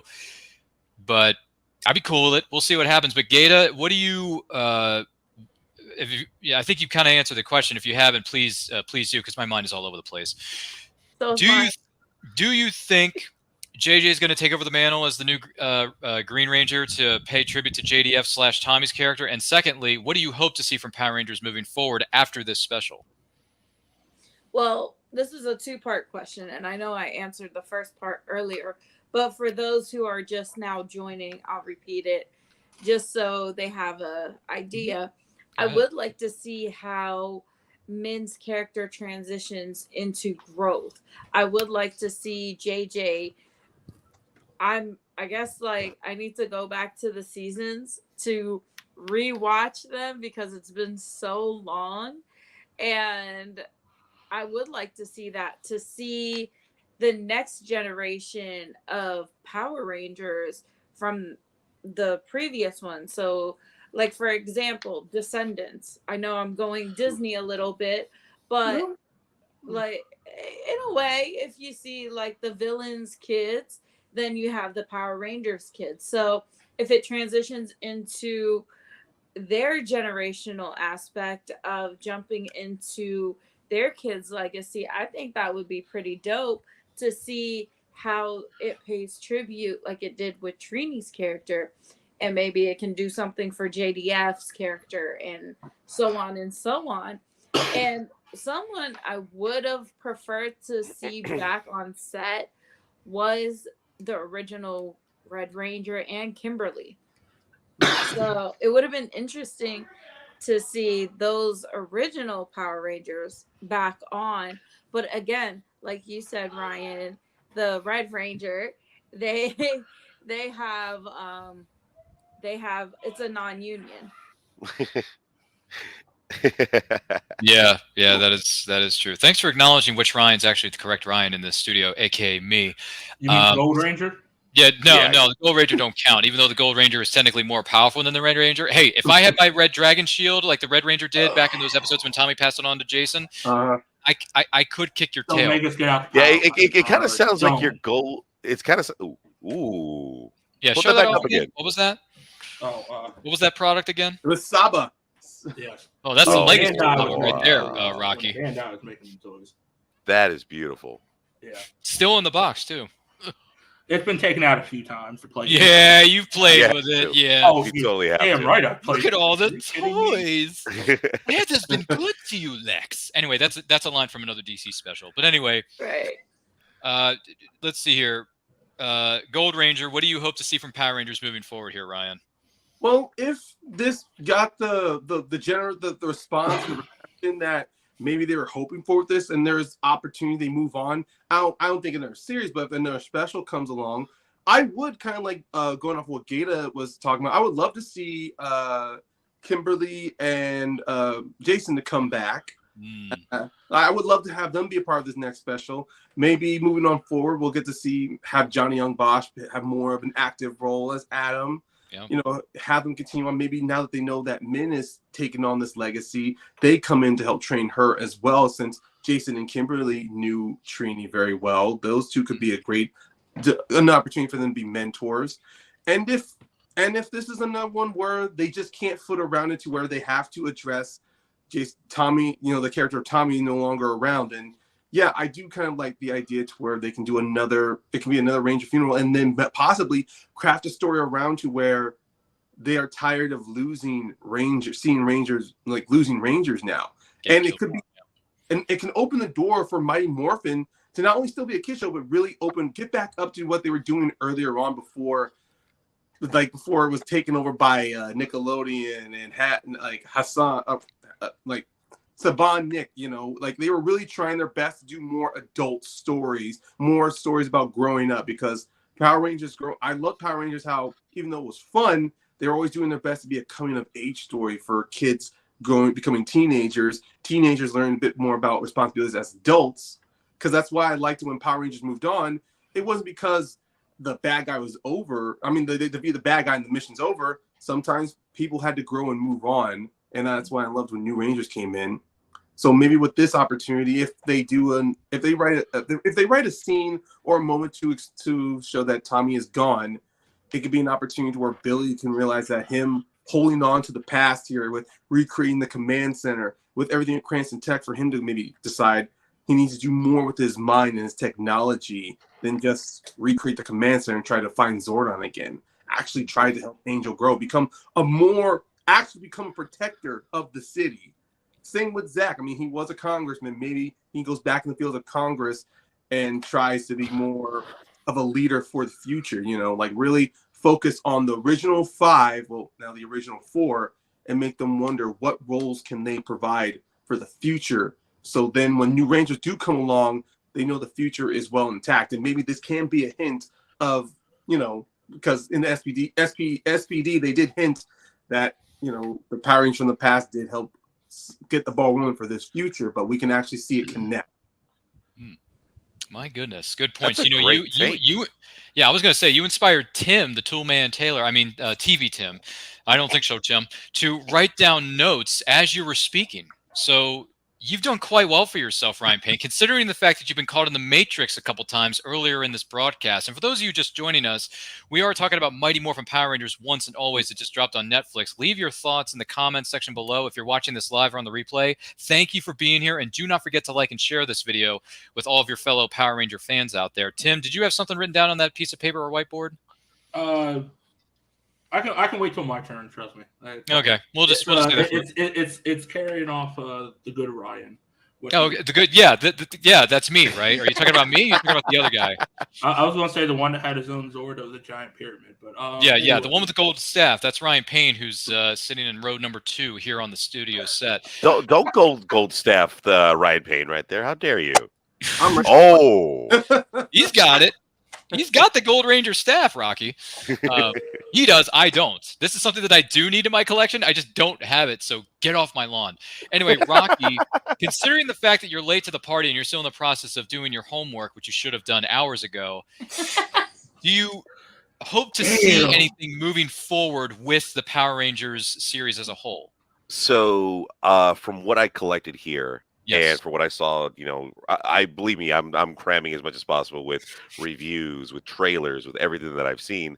I'm excited to see how social media is going to take this on in regards to TikTok, to memes, to everything out there. Because every time there's something new, it gets taken apart and dissected, and you know, it just gets thrown into the circle, which is social media. If there is a secondary or in addition to this film, I don't think I wouldn't want it, because right here with what this film is doing and from what you guys are saying, it hit a lot of points.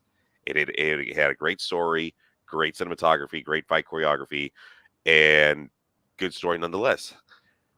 I feel if they were to try to add more to the story, I think they have a high possibility of just ruining it right there. Okay. That of course that's just my opinion. No, it's okay. I could be wrong. I'm happy because when I saw the trailer, I jumped as a little the little boy, little Rocky. Patricia was like, "Oh my God, they're back! Yay!" And seeing little clips here and there, trying to fill in the gaps. I'm excited from what I've seen so far. I'm 35 minutes into the film, pausing here and there. I got a little bit more to go. But so far, it's a great film. I am enjoying it, and I'm not diving into this film expecting Academy Award performances.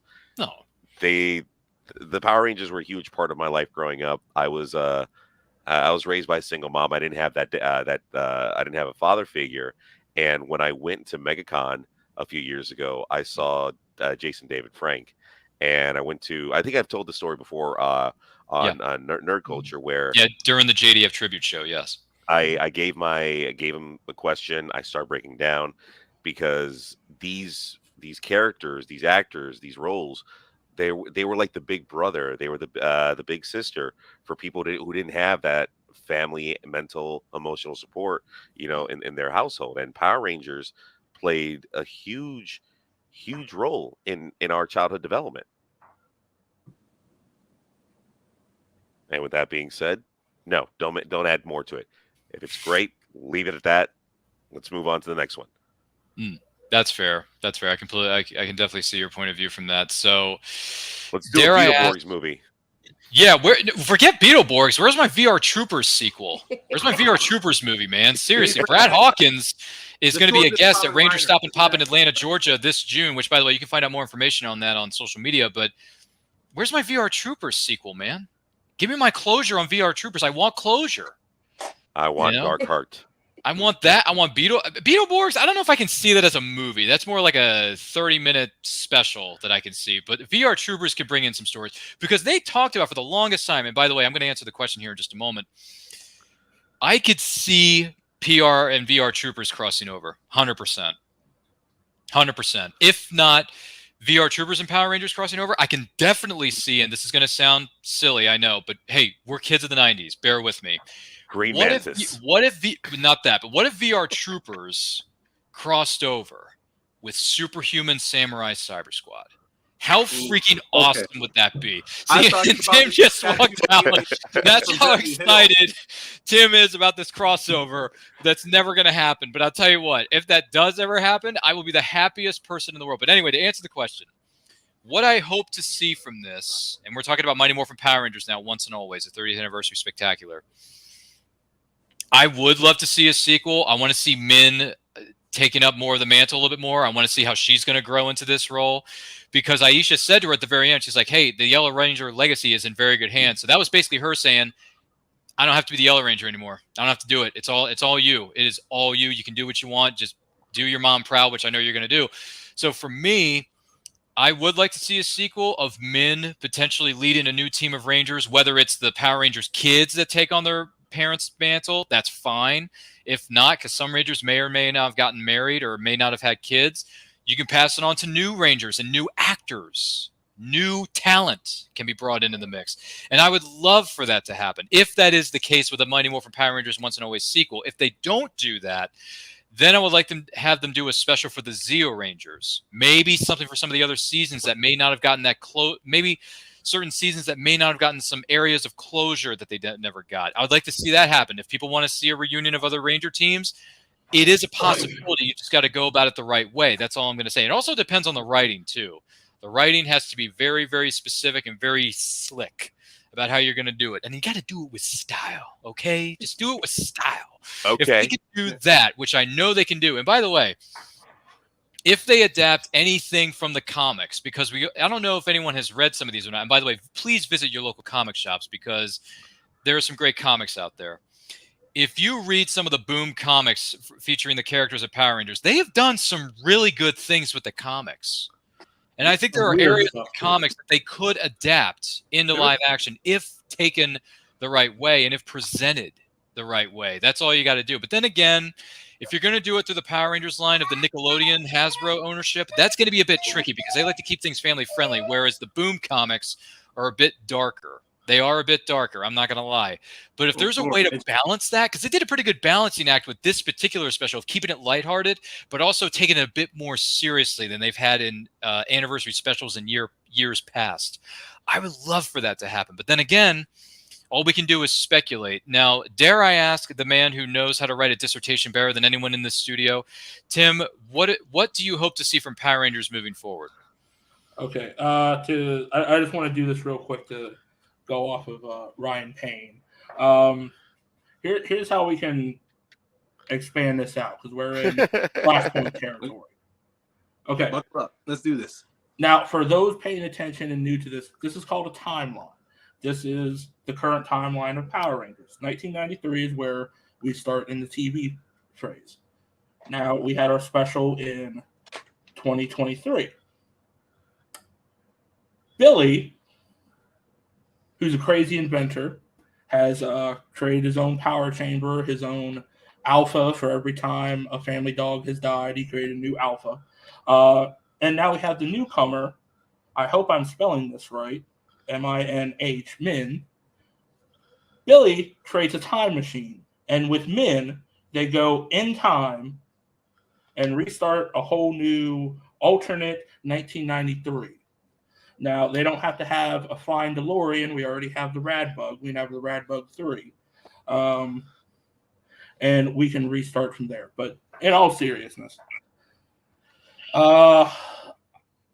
I kind of agree a little bit with Rocky. If you do it right, don't keep doing it. But I also agree with Gata a little bit of you could, with the next generation, take it into a beauty of the next generation, kind of like what Cobra Kai so beautifully did, of taking it from Daniel and Johnny's story and introducing the next generation to it.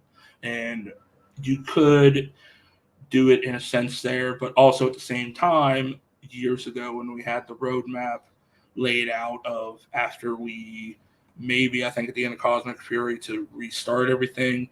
But as a sense with the whole Flashpoint comment, you could do that because we have alternate timelines. We have Dino Fury, or not Dino Fury, Dino Charge. We have RPM, we have Beast Morphers. You can do in alternate timelines, maybe a new alternate timeline of the beginning and restarting it with a whole new younger cast or what have you. It's really weird to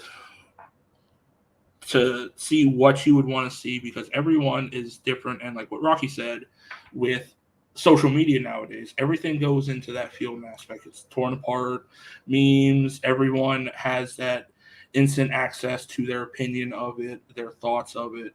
And it really does take on the aspect. If there's a lot of positive reinforcement with this, they could go on with another one. They could continue on with Min leading a team of Power Rangers. Who knows? With Billy as a mentor figure, like what they should have done with Mega Force, but that's another rant in another time. Yes.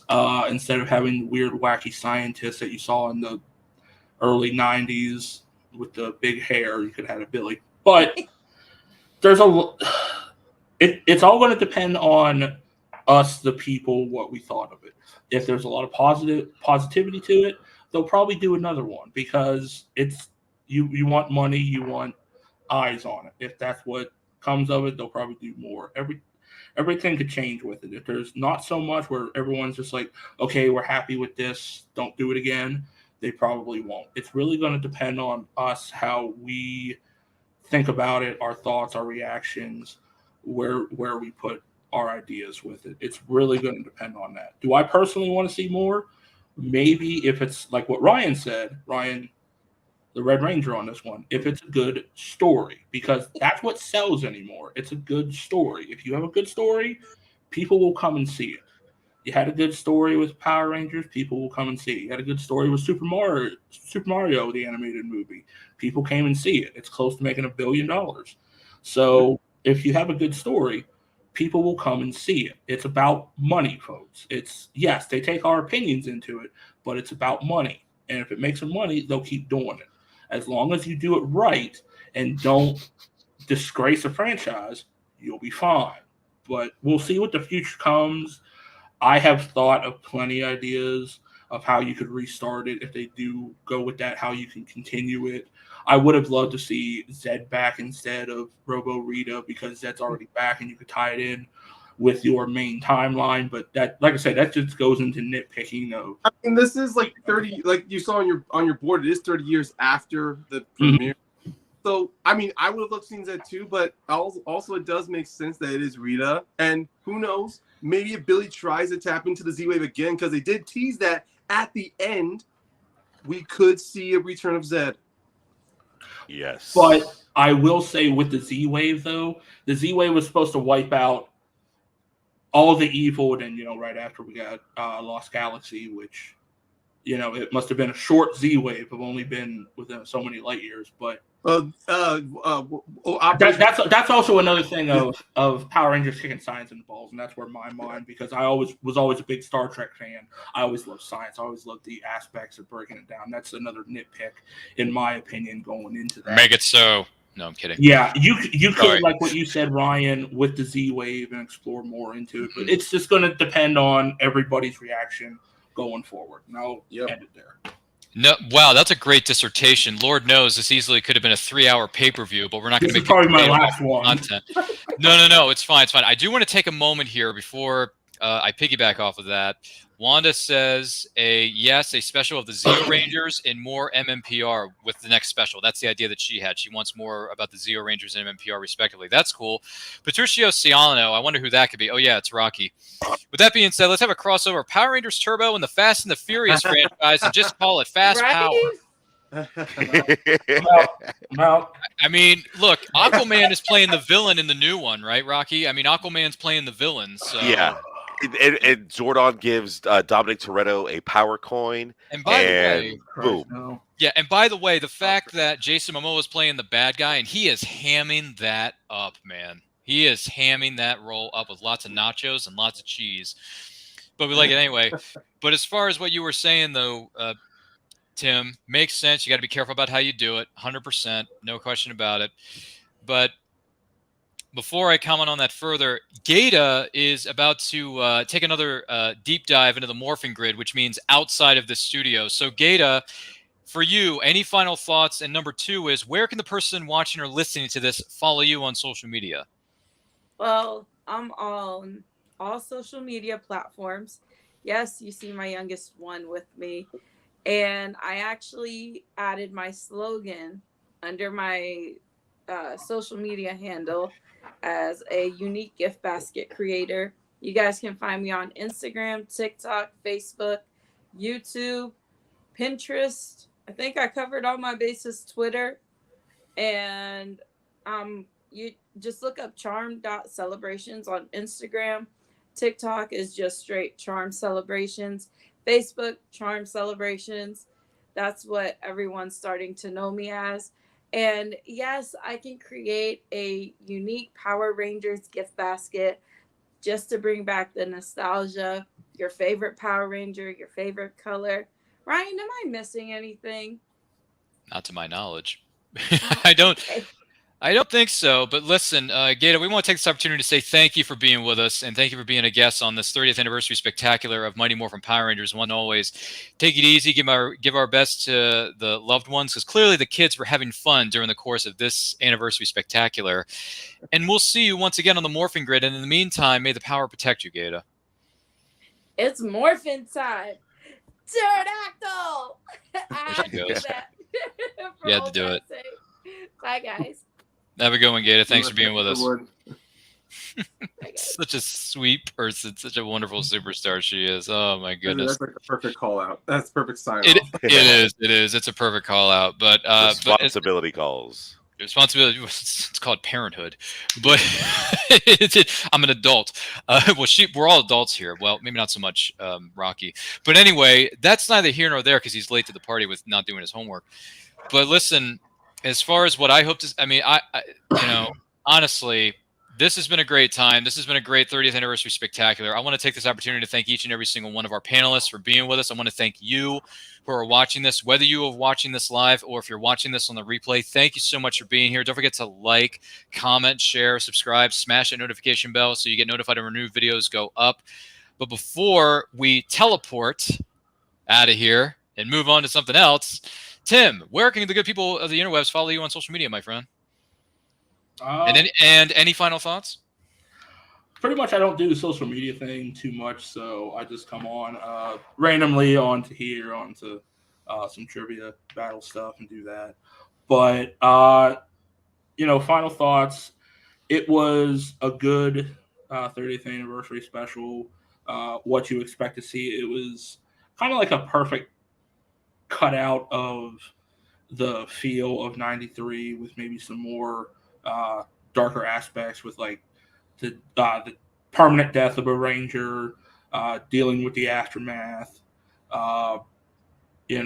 Walter Jones being so young still. I don't know how you do it, sir, but I salute you. But yeah, I mean, overall, it was good. It was fine for what we got. We'll see what we get in the future.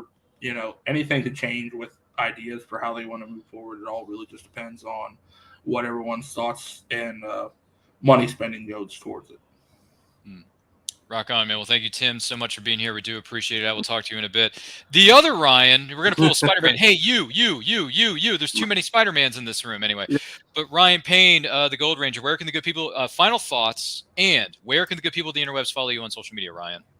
Well, on my final thoughts for this special, I do appreciate the passion that went into that David Yost and Walter Jones put into not only writing this and getting this together, getting at least as many Power Ranger actors back. But I do love that they were very careful, and it was all about an homage, not only to Mighty Morphin, not only to celebrate its anniversary, but it was mainly all about celebrating one of the OG Power Rangers, Tree Chuan. If I'm saying her name right, Tui or Tree. I will.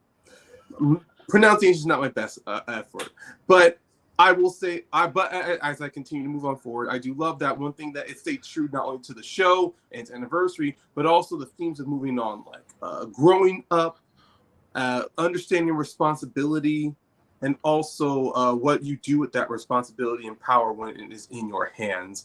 And despite whatever anyone out there your feelings are on the character of Min, I do like the fact that we do get to see through, once again, kind of like with the show, we see through the eyes of a teenager how they're trying to struggle, who are what kind of forces are guiding them to accept that, to find their center in order to know what the difference between revenge and justice, helping out people, or just either through selfish or selfless reason.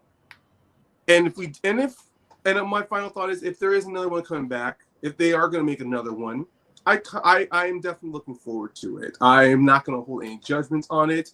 If it's going to be like a 2-hour event, fantastic. If it's going to be another an hour or 55-minute process, I still look forward to watching it. But I just hope Netflix doesn't try to put more hands in the pot. Let those who made this and put this together, let them take the wheel, because they did a great job with this, and I want to see them do it again. And as far as where people can find me, I'm not constantly using social media, but if you just want someone to share, or if you just want to talk with me over social media, you can find me on Twitter, Instagram, Caramel_Payne, and also on Facebook is just my regular name, Ryan Payne. And kind of like with Tim, I'm also like, whenever I pop up, it's either through trivia or just doing some wild discussions. And I do have a podcast that's available on Google, Apple, Spotify, and Anchor. It is called Wrestling Ramblings and Rages Podcast. That is for those out there that are fans of wrestling. So if you want, we don't have any new episodes out right now. We're trying to do like a whole 3-month cycle of recording new episodes, and then we start releasing them out. But if you want to check out some of our old episodes and see what myself and my co-host James Shimo and Brenton Misfield are all about, go and follow that and check it out.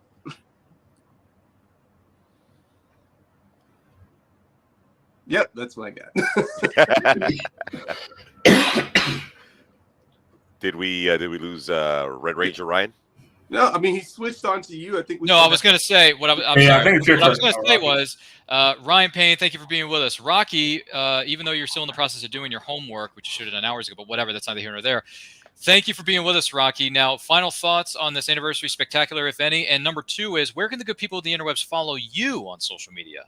Well, Ryan, thanks so much for having me. It's always a pleasure to jump on one of your episodes and just talk nerd because it's always a blast. My apologies for not being able to do my homework on time. The dog ate my Netflix. All right.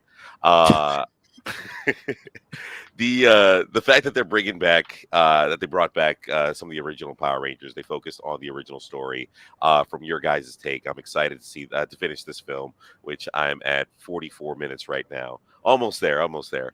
uh let's hope if they do this, if they do add another chapter to this story, let's hope they stay true with the formula because so far this formula did work just fine.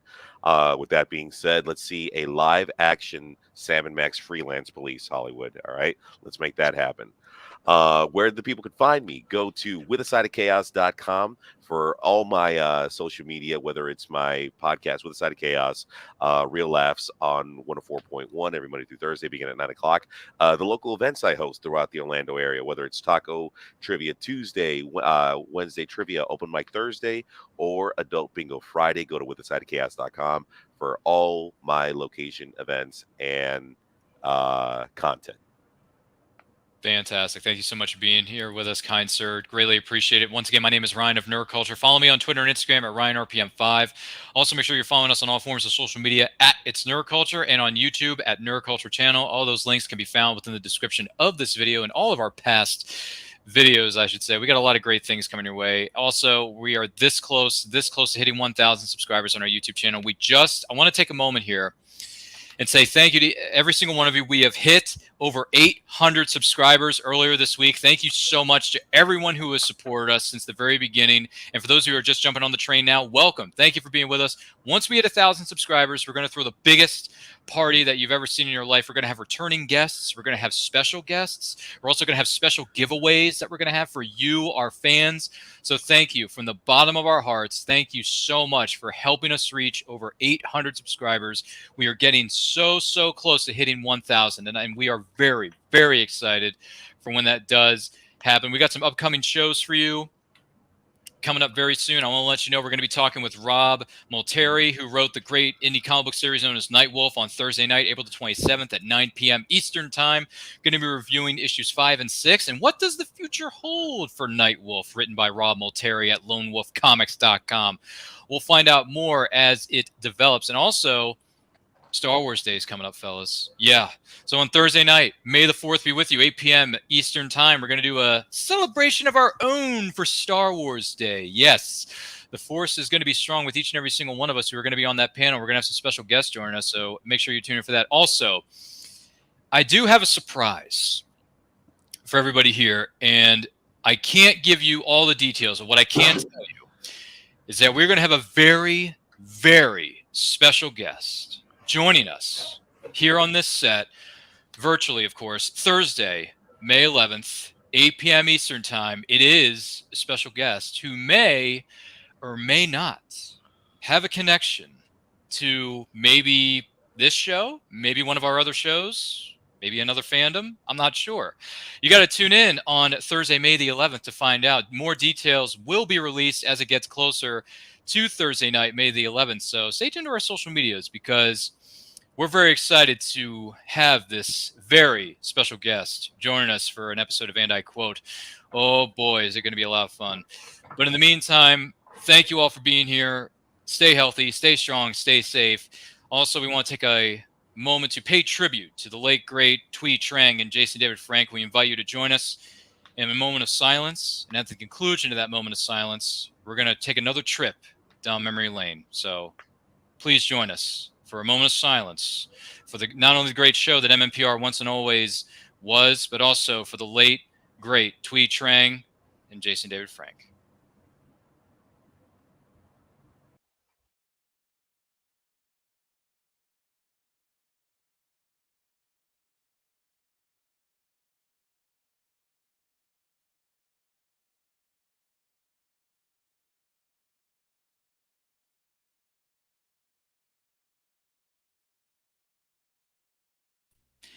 And one more thing. May the power protect you, always. Get ready, kids, because it's the Power Rangers on home video like you've never seen them before. There's 10 hot, more phenomenal video classics now in bright new packages. And now each 30-minute video includes a special feature interview with the Rangers themselves that's not available on TV. Yes! Woo! The 10 repackaged breakthrough videos include Day of the Dumpster, High Five, Food Fight, Happy Birthday Zach, and No Clowning Around. Plus, there's the most popular Ranger of all, the Green Ranger Tommy, in his very own miniseries titled Green with Evil, consisting of the other 5 action-packed videos. Out of Control, Jason's Battle, The Rescue, Eclipsing Megazord, and finally, Breaking the Spell. And the Power Rangers excitement just keeps on growing in 3 brand new videos. These 3 new titles are The Wannabe Ranger, Putty on the Brain, and Bloom of Doom. This new triple power play of video excitement includes a new bad guy, their most menacing adversary yet, the new alien leader, Lord Zed. New Power Zords, fantastic creatures of unbelievable power. Plus, they each contain a special new power music video. So get ready for more power, more fun, more action, and more special effects with these 13 great Power Ranger home videos.